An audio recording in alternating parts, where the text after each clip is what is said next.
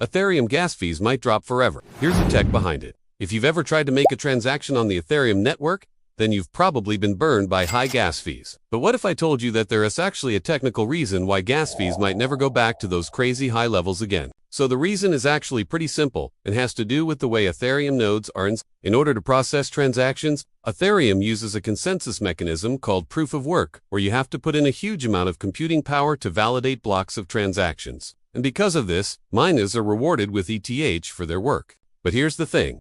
The more transactions there are, the higher the gas fees get, because more computing power is required to process all of them. This means that during times of high network congestion, miners are actually incentivized to slow down the network, which results in even higher gas fees. So how does this relate to ETH? Well, the good news is that ETH 2.0 introduces a new consensus mechanism called proof of stake, which eliminates the need for miners altogether. Instead, validators are selected at random from a group of users who have already staked their ETH. But that's not all. The way fees are calculated is also changing from a first price auction to a more dynamic system that adjusts the base fee depending on network congestion. This means that instead of being incentivized to slow down the network, validators will be incentivized to process transactions as quickly as possible. And finally, the maximum fee that can be burned is also going to change from 21 cents to a much lower amount, which should further reduce gas fees.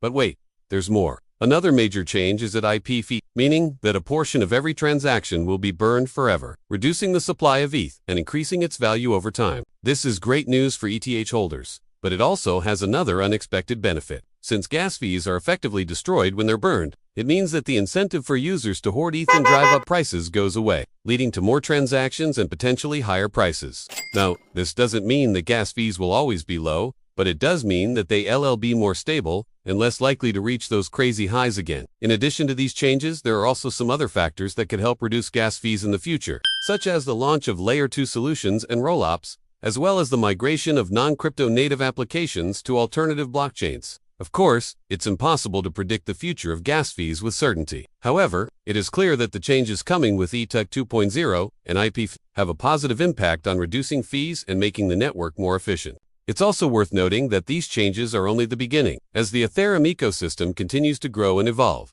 we can expect to see even more innovations that make the network faster, cheaper, and more scalable. So while it's impossible to say for sure whether or not Ethereum gas fees will drop forever, it is clear that the future of the network is bright and that these fees are unlikely to reach the same crazy levels that we've seen in the past. I hope this video was helpful. If you found it useful, please hit the like button and subscribe for more content. Thanks for watching.